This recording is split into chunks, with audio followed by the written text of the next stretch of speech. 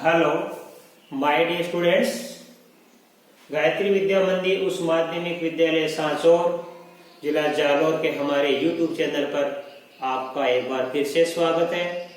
प्रिय विद्यार्थियों, आज हम कक्षा 9 की गणित अध्याय 11 रचनाएं इसका अध्ययन करेंगे। रचनाएं आज हम एक दिए हुए कोण के समद्विभाजक की रचना करना सीखेंगे और एक दिए हुए रेखाखंड के लंब समद्विभाजक की रचना करना भी सीखेंगे। देखो रचना 11.1 में क्या लिखा है, एक दिए हुए कोण के समद्विभाजक की रचना करना। हमारे पास देखो बच्चों कैसे करेंगे, दिया है एक कोण एबीसी। क्या दिया हुआ है? एक कोण एबीसी है। रचना करनी है किसकी?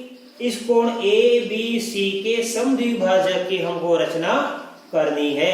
अब रचना कैसे करेंगे बच्चों? सबसे पहले आप अपने प्रकार से इस बी बिंदु से, चूंकि बी कोण की हमको समद्विभाजक खींचना है, तो इस बी बिंदु को केंद्र मानकर हम एक चाप काटेंगे, किसी त्रिज्या का चाप काटेंगे। यहां से बी बिंदु से हम एक चाप काटेंगे, तो एक चाप काटेंगे से। मान लिया ये चाप हमारे इस बीसी किरण को डी बिंदु पर और इस बीए किरण को ई बिंदु पर काटता है। अब हम प्रकार को थोड़ा ज्यादा खोलेंगे बच्चों, पहले से ज्यादा खोलेंगे। अब डी बिंदु से और ई बिंदु से इधर चाप काटेंगे। डी बिंदु से एक चाप काट दिया और ई बिंदु से भी हमने एक चाप काट दिया। अब ये जो प्रतिच्छेद बिंदु है, मान लो ये बिंदु हमको प्राप्त हो गया, यहां पे हमारे पास में एफ। ये बिंदु कौन सा प्राप्त हो गया? एफ। अब आप एफ बिंदु को बी से मिला तो ये रेखा खींच देना। ये हमने खींच दी मान लो, ठीक है। तो यहाँ पे ये जो बिंदु हमारा, इसका नाम क्या लिखा बच्चों हमने? इसका नाम लिखा एफ। अब आप ध्यान देना कि ये बी एफ हमारी क्या है? इस कोण एबीसी की लंब समद्विभाजक रेखा या किरण है। अब रचना हमने चित्र कैसे बनाया, ये समद्विभाजन कैसे किया, इसकी रचना लिखनी है बच्चों। देखो नंबर 1 रचना के पद में लिखिए। सबसे पहले ध्यान देना, कोण एबीसी के बिंदु बी को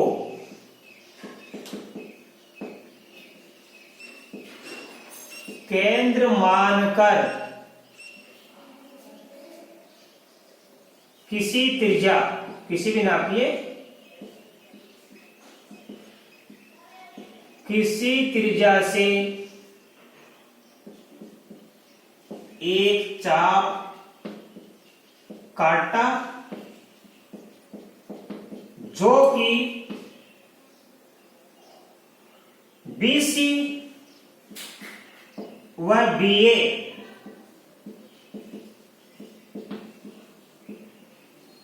को क्रमशः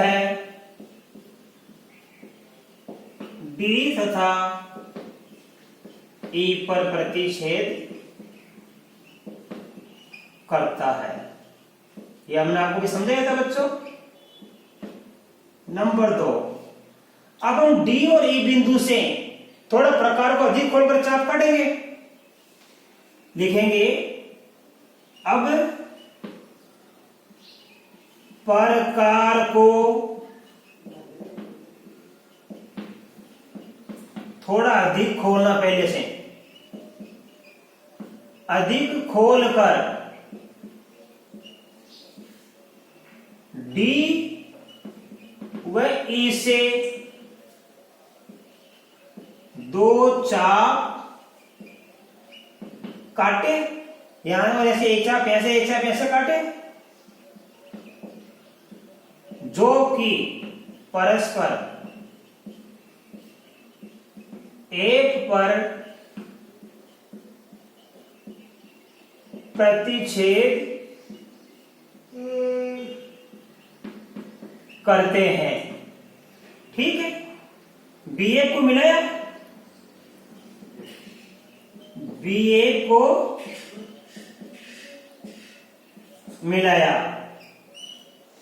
अब ये BF क्या है? BF ही कोण ABC की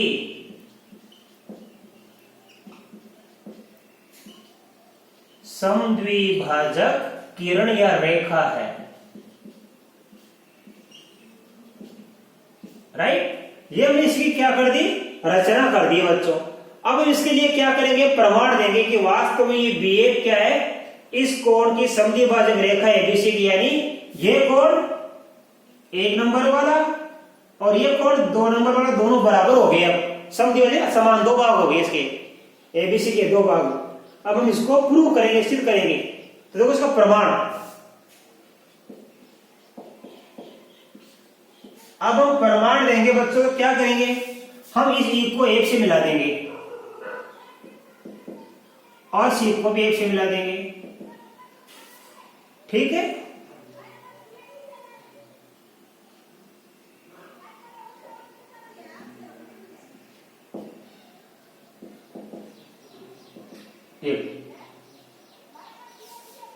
अब आप ध्यान देना, प्रमाण के लिए देखो हमारे पास 2 त्रिभुज हो गया। एक तो क्या हमारे पास BEF त्रिभुज BEF, दूसरा हो गया हमारा BCF त्रिभुज BCF में। अब आप ध्यान देना बच्चों कि हमारे पास ये BE बराबर क्या होगा? हमारे पास आप ध्यान देना, ये EF बराबर तो क्या होगा? हमारे पास में होगा ये CF। EF बराबर CF क्यों होगा? क्योंकि ये समान चाप है। हाँ, तो देखो बच्चों यहां पे थोड़ा सा मैं मिलाते समय गलती कर दी, थोड़ा ध्यान देना आप। हम किसको मिलाएंगे? यहाँ पे इस एक को ई से मिलाएंगे एक तो, और एक डी से मिलाएंगे, ऐसे ऐसे समझे। तो कौन सा हो गया? एक तो हो गया हमारा BDF और एक BEF। BEF ये रहा BEF और ये हो गया हमारा BDF। तो BEF में BDF में अब देखो क्या क्या समान है। ये हमारे BE बराबर BD, BE बराबर क्या होगा? BD। तो ये BE बराबर BD क्यों है? समान त्रिज्या के साथ में, समान त्रिज्या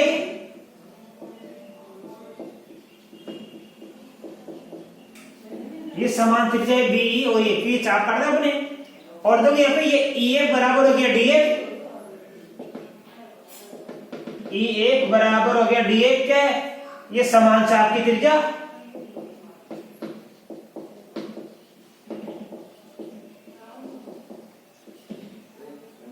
ठीक है, और क्या हमारे पास में यहाँ पे ये BF हो गया उभयनिष्ठ। BF बराबर BF क्या हो गया?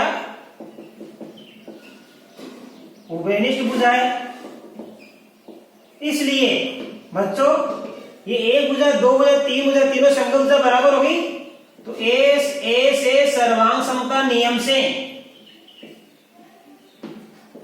ये त्रिभुज और ये त्रिभुज क्या हो गया? सर्वांग सम त्रिभुज BEF, सर्वांग सम त्रिभुज हो गया BDF, और सर्वांग सम त्रिभुजों के संगत भाग बराबर होते हैं, मैंने आपको पढ़ाया था। तो ये कोण 1 बराबर कोण 2, इसलिए कोण 1 बराबर कोण क्या होगा? 2। यानी ये दोनों भाग क्या होंगे? बराबर होंगे बाई सिपिसिटी, बाई सिपिसिटी। इसका मतलब होगा BF, इसका मतलब होगा, इसलिए BF कोण ABC की क्या हुई?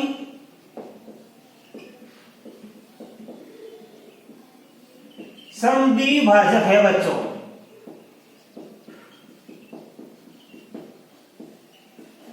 और यही हमको सिद्ध करना था। इस देखो कोण 1 बराबर कोण 2 हो गया। इसका मतलब क्या हुआ कि ये इस कोण को समान 2 भागों में बांट दिया। ABC, आधा भाग ऊपर 1 नंबर वाला, आधा भाग नीचे 2 नंबर वाला, समान 2 भागों कौन बांट रही है? ये BF रेखा। तो क्या सिद्ध हो गया कि ये BF रेखा कोण ABC की समद्विभाजक है। आप इसका स्क्रीनशॉट लो बच्चों। इसके बाद हम रचना 11.2 सीखेंगे।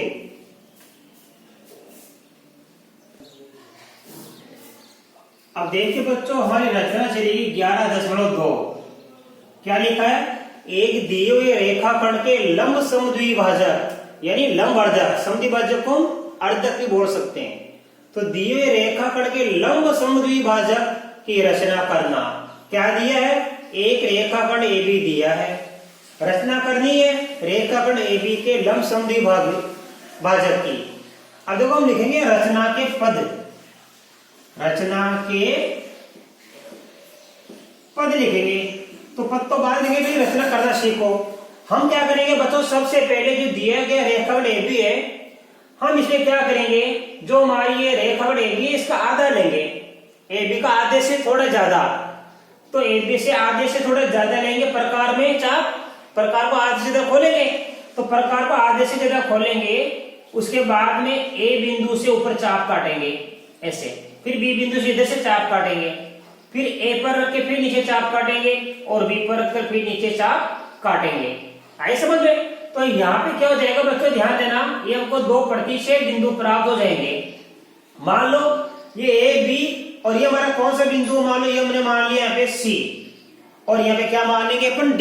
अपने मन से कोई भी बिंदु आप मान सकते हैं, कोई भी आप दे सकते हो। तो मान लो A C B की जगह मान लो मैंने यहां मान लिया हमारा P और यहां मान लिया मैंने बिंदु Q। अब आप क्या करोगे, इसको मिला दोगे।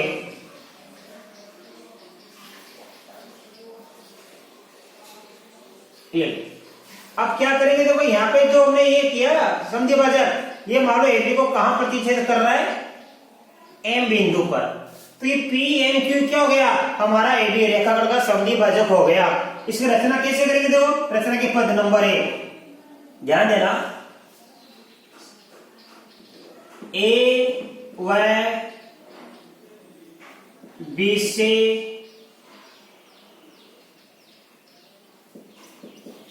AB के दोनों ओर 1/2 AB से अधिक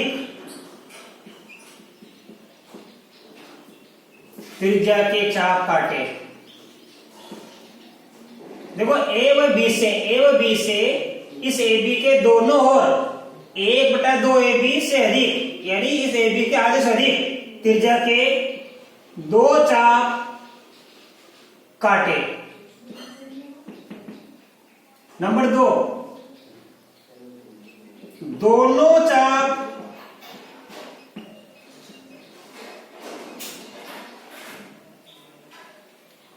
चापों का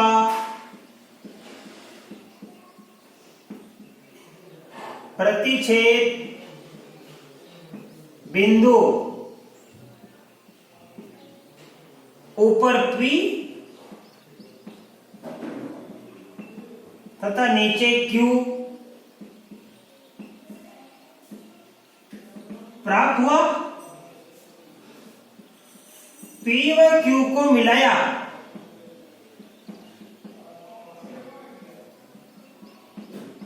जो कि AB को M पर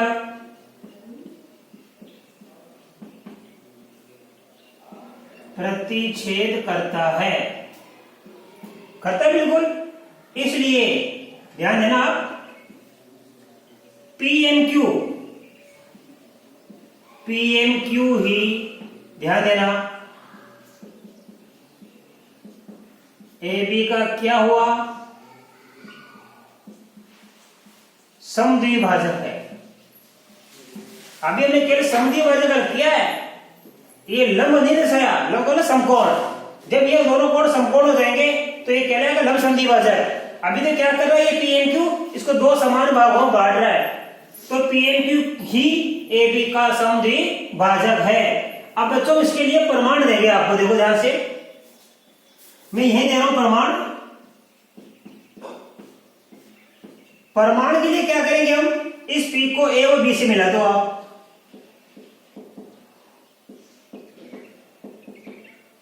इसी प्रकार आप इस क्यू को मिला दो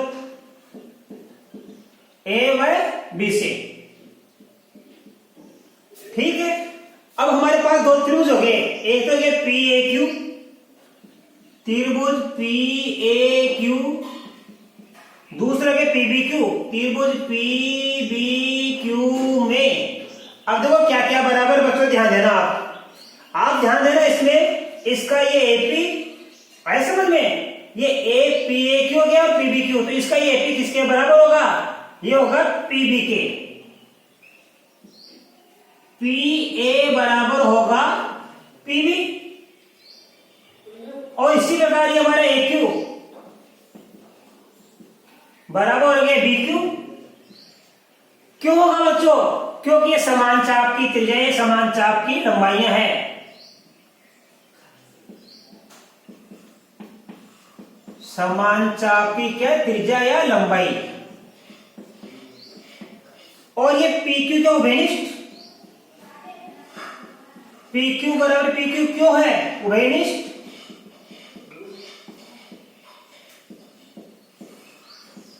आए समझ में। तो हमको तीन भाग समान हो गए, तीनों क्या बुझाएं, देखो पी ए बराबर पी बी है और ए क्यू बराबर बी क्यू है और पी क्यू बराबर क्या, पी क्यू बराबर पी क्यू घनिष्ठ है।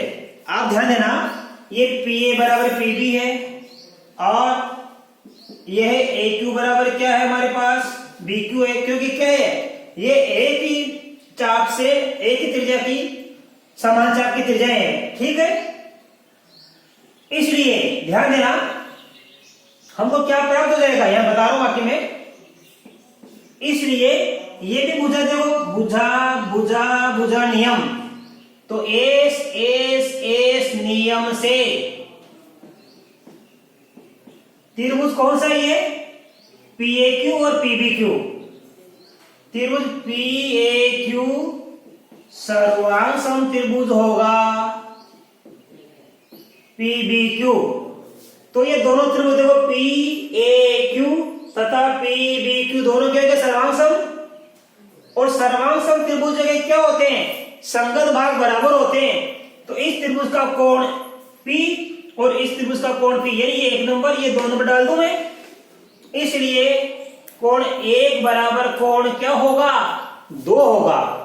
ऐसा समझ में, या इसका आप पूरा नाम लिख सकते हो, कोई दिक्कत नहीं है, ए पी क्यू, इसलिए कोण ए पी क्यू, ये ए पी क्यू, इसका नाम बी पी क्यू, कोण बी पी क्यू दोनों बराबर होंगे बाई सीपीसीटी। तो ये दोनों कोण क्या हो गए बराबर हो गए, क्यों, क्योंकि सर्वांग सम त्रिभुजों के संगत कोण बराबर होते हैं। बाई सीपीसीटी का मतलब क्या होता है कि सर्वांग सम त्रिभुजों के संगत भाग बराबर होते हैं।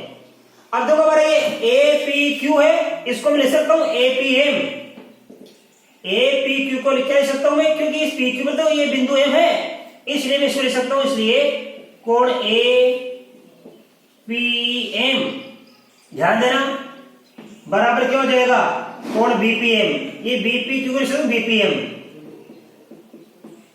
राइट। अब आप ध्यान दो हमारे पास में ये दोनों कोण बराबर हो गए। अब हम क्या करेंगे, इन दोनों त्रिभुजों को सर्वांग करेंगे, लिखेंगे त्रिभुज ये कौन सा है एपीएम, वह त्रिभुज कौन सा है बीपीएम। अब इसमें देखो इस सर्वांग कैसे करेंगे, इसमें क्या बच्चों ये एपी बराबर पीबी, ठीक है, जो पहले दिया ये रहा एपी बराबर पीबी, और कोण एक बराबर कोण दो, ये हमने सिद्ध कर दिया, प्रमाणित किया हमने।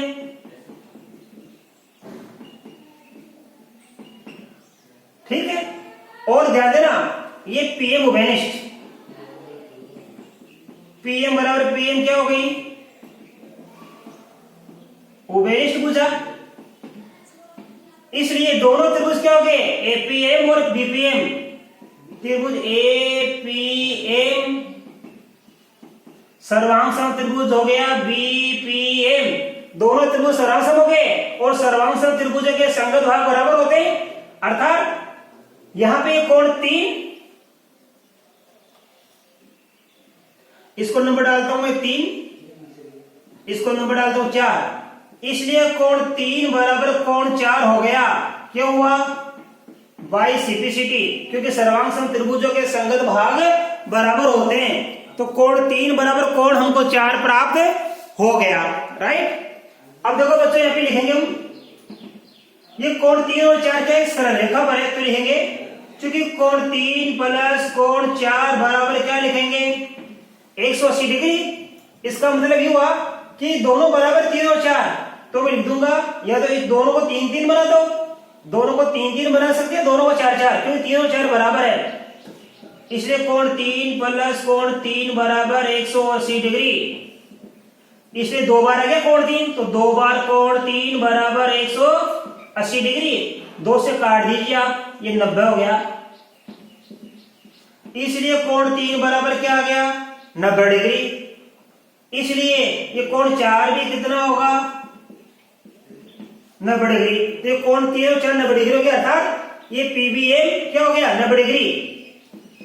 इसलिए कोण पीबीएम बराबर क्या हो गया? 90 डिग्री। तो कोण पीबीएम हमको 90 डिग्री प्राप्त हो गया बच्चों। और यहां पे हमको क्या प्राप्त होगी? ये ए एम बराबर बीएम, ध्यान देना, ये ए एम बराबर बीएम हमको प्राप्त हुआ यहाँ पे।